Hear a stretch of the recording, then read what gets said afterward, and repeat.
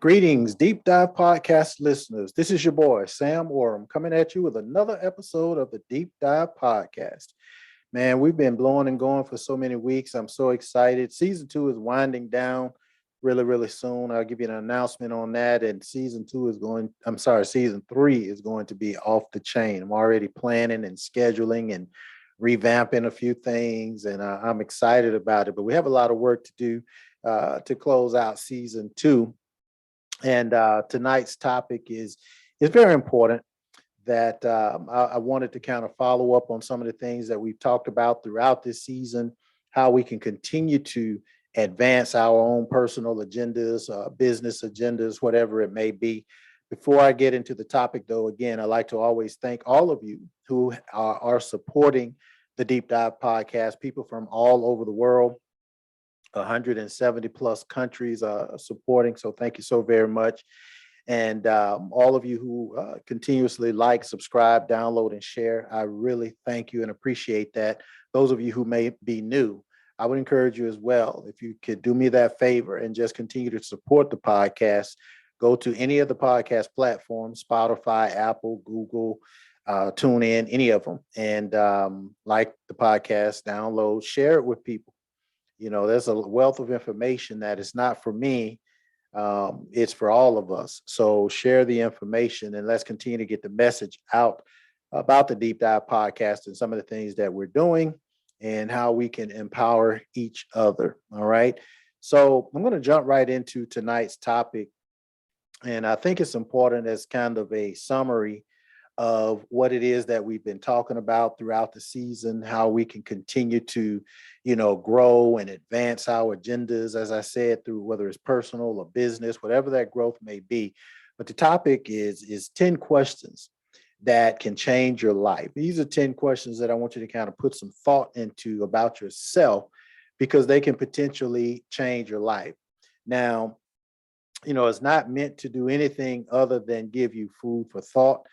Something that you can think about. How can you continue to improve and better yourself, which is what, which is what we're talking about. How can you continuously improve and better yourself? I want you to jot these 10 questions down because it may be something that you have to go back and just kind of listen to, put some thought into it, put a little, write some notes and just kind of put some work into each question because, again, it's designed to give you food for thought and really help you become a better you. Okay, the first question you want to ask yourself is, what's the most important thing that you need to accomplish tomorrow? What is that thing that you need to accomplish tomorrow, right away? When you start to make the most of each day, each and every day, you start to make the most of your life. You want to kind of break your life down into daily increments, right? What's important today, but then what's important tomorrow. And the thing about it is you always want to forget about yesterday. The only importance that yesterday has is is where you have had an opportunity to learn something, whether it's to for the betterment or something to eliminate. But yesterday is gone. There's nothing you can do about it other than learn from that. Okay. But write that down. What the first question is, what's something that's important that you need to accomplish tomorrow? Make tomorrow better than today. That second question is, what activity or which activities and people are just a waste of your time? What are some of the things that you're doing that's just an absolute waste of your time? What are some of the people that you're, fraternizing with that are just a waste of your time? I want you to think about that. That's important because if we fail to make the most of our time, then we fail to make the most of our life, right? So what are some of the activities or people that are just wasting your time? And I want you to think about that. What are they costing you? The people that you're wasting time with or the activities that you're wasting time on. You want to surround yourself with people that are going to support you in what it is that you're doing, that's going to uplift you in what it is that you're doing, that's going to be genuinely excited and happy for you and whatever it is that you're doing. You don't want to be around people that's going to drain you and take away, subtract something from your life. So how can you adjust those things? I'm cautious when I say that, because I'm not saying dismiss people out of your lives. So some people that could be draining, let's face it, it could be friends, relatives, whatever, right? Well, you can't dismiss relatives out of your life. But what I'm saying is you want to be in a situation where you don't allow their activities to affect what it is that you're doing. I've said this many, many times before, that I have a lot of friends that I'm not going to do what they're doing. I'm not going to, be where they are, any of that stuff. They have no vision. They have no plan. They have no nothing as far as I'm concerned. No nothing. That's a double negative, but you get the point, right? They don't have anything. But guess what? I love them. They're my boys. They're my sisters. They're my friends. They're my relatives, whatever. I love them. I don't care that they lack all of those things. But the thing that I refuse to do is allow them to affect my agenda, where it is that I'm going. See, if you start to affect what it is that I'm doing, then now we have a problem. But as long as you're not affecting it, if you decide you don't want to have any kind of future, or you don't want to do anything, great. That's you. That's your life. That's your dash, right? But for me, I just don't want you affecting adversely what I'm doing. So you have to be careful with that. Also, the third thing you want to write down is, and this is something we've talked about, but I'm kind of giving it to you in the macro. You want to have, what are your long-term plans? What is it that you're looking to do? What do you want to see yourself in 3 years from now, 5 years from now, 10 years from now? I always believe that you start with the end in mind. You start your goals with the end in mind. Ultimately, where do you see yourself? Where do you want to be? What is that overall objective of your life? If you don't know that, if you don't know what that objective is, then you're going to struggle to plan your time. You're going to struggle to plan your plan, your structure, your process, all of that. You're going to struggle to properly plan. So you need to know, what is it that you're ultimately trying to do. You'll make better decisions if you know what it is that you're trying to do or where you're trying to go. So what are your long-term plans? Make clear your goals. What are your goals? And make those goals clear. What do you want to be? Write them down. Now, I can caution you on this. It's never going to be exactly as you write it down. You can write your goals down for 3 years, 5 years, 10 years. And trust me when I tell you, it's just like a business plan. It doesn't matter what you write down. It's not going to happen exactly like that. There are always going to be adjustments, but that's always a good place to start. Okay. And you can adjust along the way. So where do you see yourself? What are your long-term goals? This fourth one is more of a self-evaluation type of thing, but it's still important in terms of the quality of your life. So number four is this.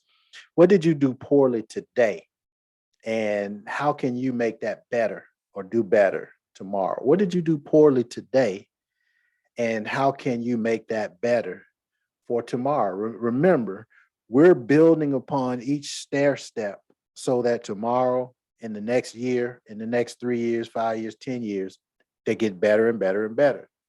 So you want to evaluate your errors. You want to evaluate your poor decisions, and you want to learn from them. But if you don't acknowledge them, then there's no way to learn from them. Okay. Making a mistake, hey, look, that's just a part of life. We're going to do that. That's just a part of life. But then making a mistake more than once because you didn't learn from it, then that's tragic. You don't want to get into that situation. It's okay to make a mistake, but it's not okay to make a mistake and not learn from it. So that fourth thing is, what did you do poorly today? And how can you do that better on tomorrow? Just ask yourself that honestly. That fifth thing you want to look at is from a positive standpoint, and that is, what did you do well today? Something that you did a great job on today is just as important to identify, what you did well, so that you can do that again also.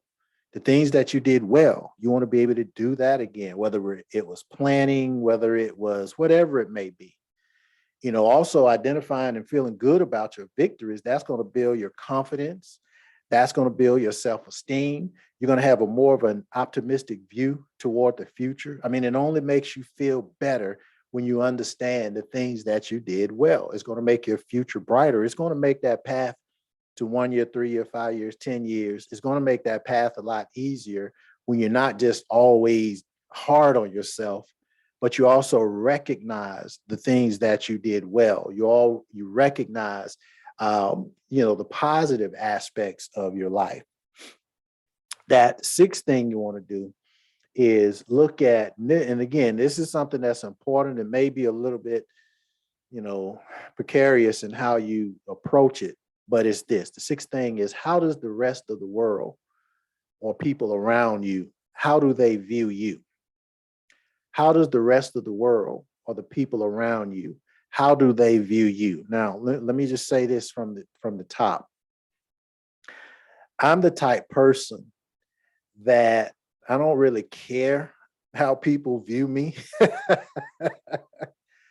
I don't care what people think about me, all this other kind of stuff. So I'm not coming at it from that standpoint.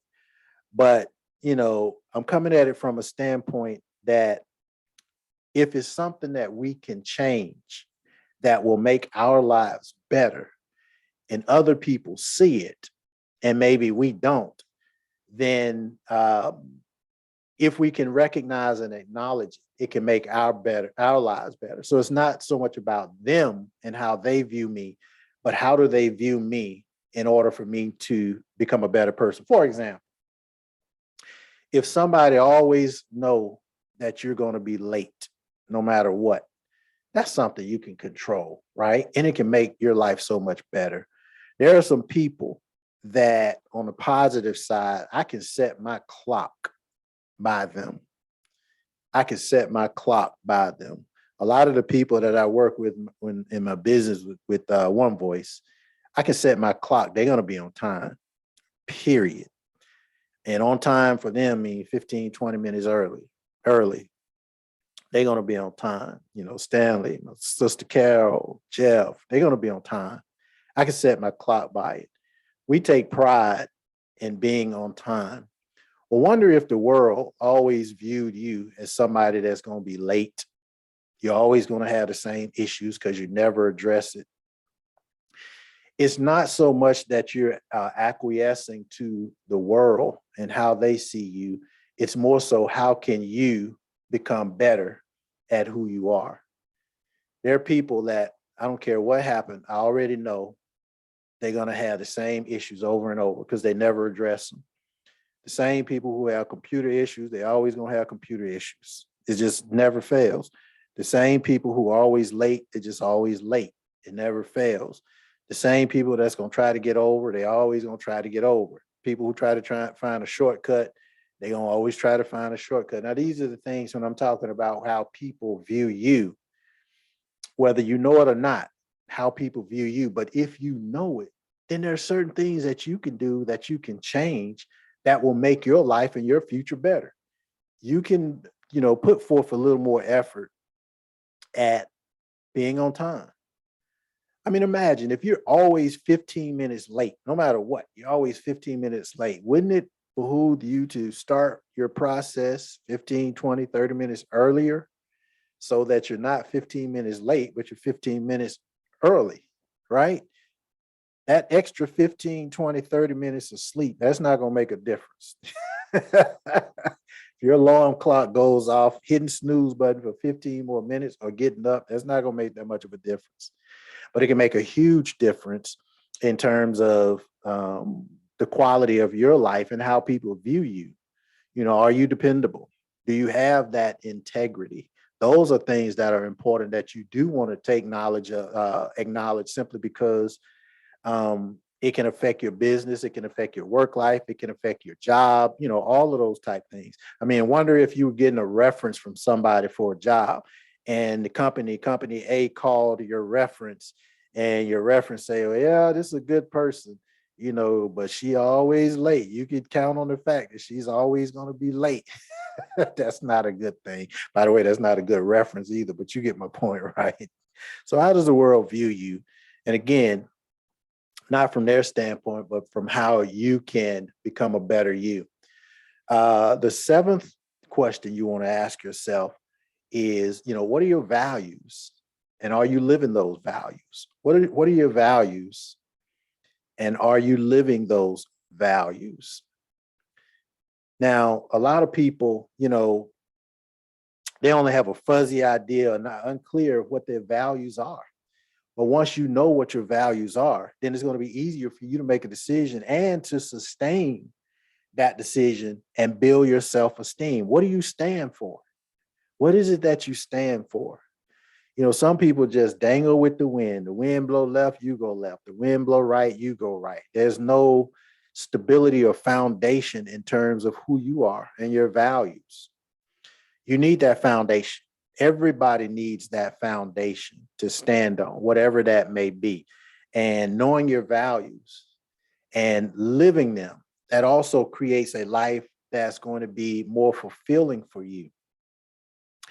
It's like this, it is kind of funny, but I was on a call with one of my business partners, Jeff Landry. He's a pastor. He has a wonderful podcast called Changing Faces Ministry too. Y'all want to check that out every Friday morning at 8 Eastern, 9 Eastern, I think it is. But I was on a business call with him, and me, I'm the troublemaker of the bunch. So I'm just on a call one night.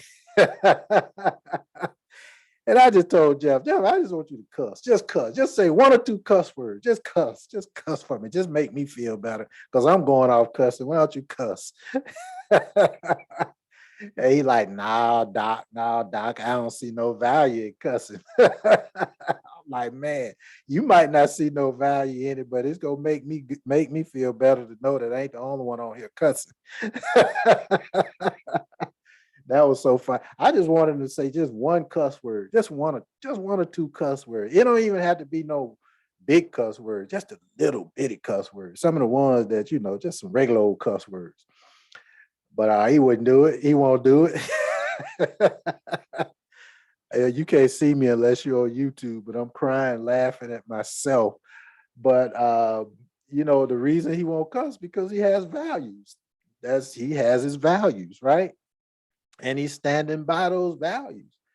And that's what's going to help him have that fulfilling life. You want to stand by your values, whatever they are. Now, I'm trying to work on that part of the whole thing. I try not to cuss. I've kind of narrowed it down to maybe 2, maybe 3 words. I've eliminated all the real serious ones. I keep a good 2 or 3 around just in case. Just in case somebody get out of line and I have to emphasize my displeasure. I got 1 or 2 of those cuss words. I'm working on it because we have a lot of people of faith who listen in on this podcast, and I wouldn't want them, hearing and seeing my bad side. But just know I'm a work in progress. I still got 2 or 3 that I'm trying to get rid of, 2 or 3 bad habits that I'm trying to get rid of. But in the meantime, whatever your values are, you want to stick by those values. And are you living those values? Do you acquiesce to people, peer pressure? If you don't drink and then you get in the midst of your peers, and because everybody's drinking, you decide to take a drink. No, if you don't drink, you don't drink. If they don't like it, that's their problem, right? Stick by your values. That's the 7th thing. So the eighth question you want to ask yourself is, what are my greatest flaws? And how can I correct them? What are my greatest flaws? And how can I correct them? That's something that you really want to put some time and thought into. And again, it's not to belittle or demean anybody. It's not for that. It is to identify those flaws so that they won't hold you back from your success. A lot of your flaws sometimes can hold you back significantly. And a lot of people are not even aware that they have flaws, but all of us have flaws. And we want to know, what are your biggest flaws? What are your greatest flaws? And what can you do to correct them? Spend some time thinking about what those flaws are. And ask some friends, what are some of those things that I can do better? Ask for, their advice. And people that, I'm talking about people who are going to be be real with you, not try to be, you know, greater than, but just keeping it real with you. What are some of the flaws that you have and that, you know, you can correct? I got some, I don't know if you consider flaws and habits. I don't know if that's the same thing, but I know I got some bad habits. Like I got some bad, terrible eating habits. Terrible eating habits. I love my sweets. And you know, it doesn't matter what the doctors say and nobody say. I still love my sweets. Now I try to do it in moderation. You know, when a good friend of mine make me this nice fluffy pound cake, instead of eating the whole pound cake in one day, I'll at least cut it up and, you know, freeze some of it and eat the whole thing in maybe a week. Right. So I don't know if habits are flaws, but whatever they may be, um, I have a tendency to, believe it or not, I'm so very disciplined when it comes to business and things of that nature. I have laser focus on business and things of that nature. I mean, it's unparalleled. I can compare that to anybody in terms of my focus and intensity on business. But when it comes to a lot of personal things, then I lack in a lot of areas. I have a lot of flaws. For example, working out. I just absolutely hate working out. I absolutely hate working out. I've tried it over and over and over again.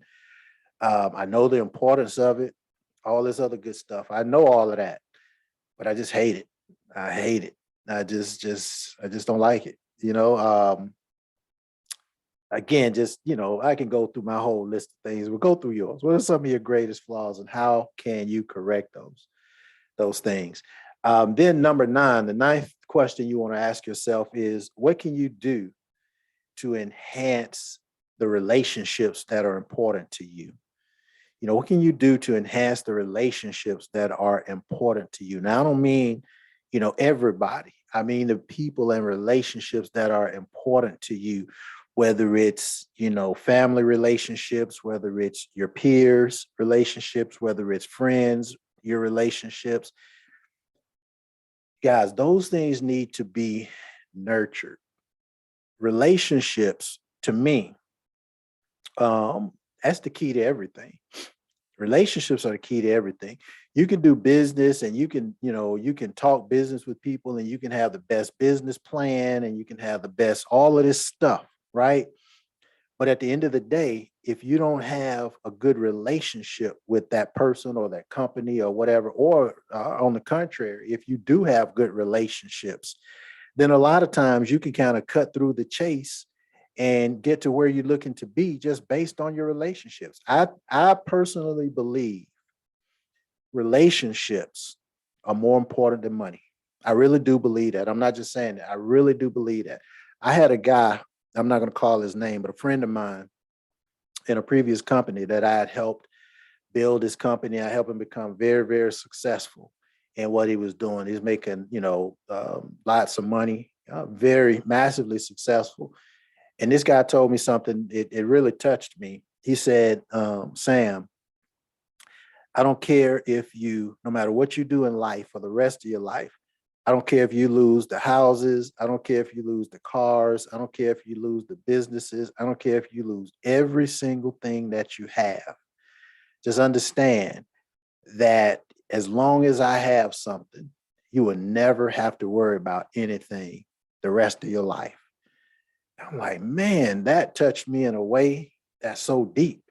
I mean, think about that. This guy's like, no matter what happened, because of the relationship that we had developed and how I had helped him, you know, build a successful business and company and all this other kind of stuff. And he had so much gratitude and we had such a very close relationship. He's like, look, bro, I don't care if you lose everything. I got you. You good. Don't even worry about it. That's comforting, but it also goes to show you what I said. The relationships are more important than money. If you build successful and strong relationships, then you don't have to worry about money. You know, it's funny, and a lot of times when my business partners and I we were uh, coming up in business and just trying to get to where we needed to be, and we were still broke, right? And we would go out to eat And we would always argue over the bill, but we were like, hey, bro, I ain't got no money. Can you get this one? You get this one. They like, no, you get this. And I'm like, no, you get this bill. So we arguing over who's going to pay the bill because we didn't have any money, right? Fast forward a year or two later, we were still arguing over the bill. We would go out to eat. We're still arguing over the bill, but this time it was different. I'm like, I got the bill. And like, oh no, I got the bill. No, I'm gonna pay for it. No, I'm gonna pay for it. We're still arguing over the bill, but now we're arguing. Y'all know what I'm trying to say. Over who's going to pay the bill now. That's more important than the money. I have taken trips to places. People have invited me to places to speak or whatever it may be. And I would come into a city, and I could be there 4 days, Thursday through Sunday, and not spend a penny, not spend any money, because they take care of the transportation, they take care of the hotels, they take care of the food. They don't allow you to pay anything. It's a host, it's a courtesy thing. They don't allow you to pay anything. And I'm saying to myself, now that I'm making this money, I can't even spend it. I can't spend it. I go to a city, I can't spend it. Whatever I came there with in my pocket, I leave there with the same amount in my pocket. I can't even spend it. That's because relationships are more important than money. You have to understand that. And you also have to understand too, sometimes it's also funny, I don't know how this always happens around restaurants, but sometimes you get to a restaurant and you can tell somebody really don't have the money to pay, because it's like, okay, before anybody said it, there's that awkward silent moment. And if someone don't immediately reach for their purse or their wallet, they ain't trying to pay. They'll kind of act like they're grabbing their wallet or act like they want to grab their purse so they can pay. And then they wait on you to say, no, I got it. Then they're good. Right? It's funny to me every time it happens. When somebody really want to pay, they come to the register with the wallet in the hand and the purse in the hand. There ain't no posturing. You got it, all that kind of stuff. Again, I'm not saying this as a negative. I just want you to understand what you can do to enhance your most important relationships, because that's more valuable than money, and you can get a lot further ahead if you nurture those relationships. Okay. And then the last question you want to ask yourself, the 10th question, is this: who and what am I grateful for? Who am I grateful for? And what am I grateful for? I've said this before, and I got this from Oprah Winfrey. That wrote the book, The Mindset of a Champion. And one thing that Oprah talked about, and I found out that through all the people that I studied and or interviewed with the mindset of a champion, the one common denominator that they all had is gratitude, regardless of where they were.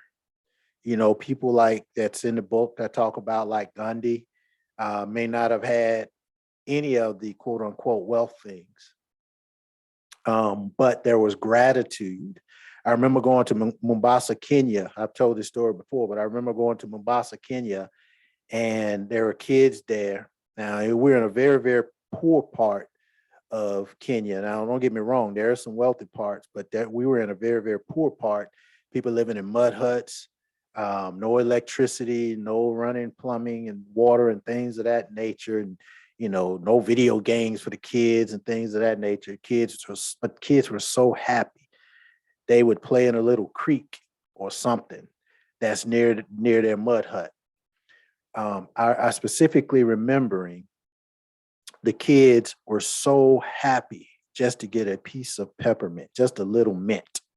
They were ecstatic just to get a mint, just to give them a pencil for them to write in class, just to get a pencil. I could not tell you how joyful they were just to get a pencil, just to get a mint. Look, they're grateful for whatever they have, simply because they don't have a lot by a lot of people's standards. So they have gratitude for everything that they have. What we do, the way we approach things in the Western world, is we have selfish gratitude, which means that, we're grateful, but it's from a selfish standpoint, because we're not truly grateful because we always want more. We always want more. Now, I don't mean more from an ambitious standpoint, because you should want more from an ambitious standpoint. But I mean from a standpoint of, you know, if you got your belly full, it doesn't matter if it was, peanut butter and jelly crackers. Your belly is full. It doesn't have to be full with steak and lobster. It's full with peanut butter and jelly. The belly knows no different. It's full, right? There's a level of gratitude that some parts of the world or some people may have that's different than what we have, because it's genuine. A full belly is a full belly from my standpoint. Now, it may not taste as great or may not be as enjoyable, but gratitude is not about enjoyment. It's about gratitude, right? So the question I pose to you in closing, again, that 10th question is, who and what are you grateful for? Are there some people that you're grateful for that have helped you in your life in whatever capacity, whatever that may be, you're grateful for? Nurture those relationships. The people that I love, I let them know that I love them, because things happen so fast that you don't want to be too late in telling somebody that you love them. Right? You want to be able to do that. It's nothing other than, hey, love you. Those are things that show gratitude. Who are you grateful for? Let them know that you're grateful for them. Show them that you're grateful for them. Tell them that you're grateful for them, what they have done, how they have empowered or impacted your life in a positive way. And what are some of the things that you're grateful for? No matter how bad I feel physically, sometimes I'm exhausted. Sometimes my body may ache. Sometimes there's a lot of physical things go on just in the rigors of my life, right? But then I always have to stop and think, Lord, I'm grateful that I'm able to do and get around and do the things that I am able to do, because I do know that this person that I know can't do it. This person that I know can't do it. This person is suffering from cancer, or this person is suffering from a stroke, or this person is this, or this person, you know what I mean? So the fact that I have these little aches and pains and fatigue, or this, that, and the other, I have to put that in the proper perspective and say, you know what? It could be worse. It could be worse. So I have to be grateful for the fact that I can get up and I can walk and I can see and I can hear and I can speak and all these things, right? Gratitude is very important. So again, I'm not going to repeat those 10. You can rewind this podcast if you want to go through, but I strongly encourage everybody to listen to it, go back, write some notes, do what you need to do, because these 10 questions are very, very important in terms of the quality of your life. And that's everything that we're always talking about, how we can empower you, impact your life in a positive way, as well as entertain you. So with that, guys, we're going to close out this episode of the Deep Dive Podcast. Again, don't forget to like, subscribe, download, and share. I appreciate all of your support. Go to the website, the Deep Dive Podcast.live. Do something for me this time. I want to do something different. I want every single person that listens to this podcast, seriously, I need a favor.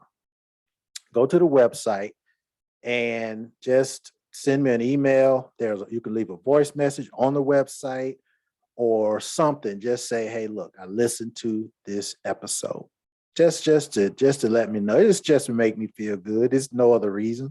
It's not going to count for any statistics or anything like that. It's just to say, hey, look, I listened to this episode. Take a couple of minutes out of your day and just go make an old fella feel good. And we're going to go from there. All right. So with that, guys, I appreciate everybody joining us. God bless you, and I'll see you on the beaches of the world.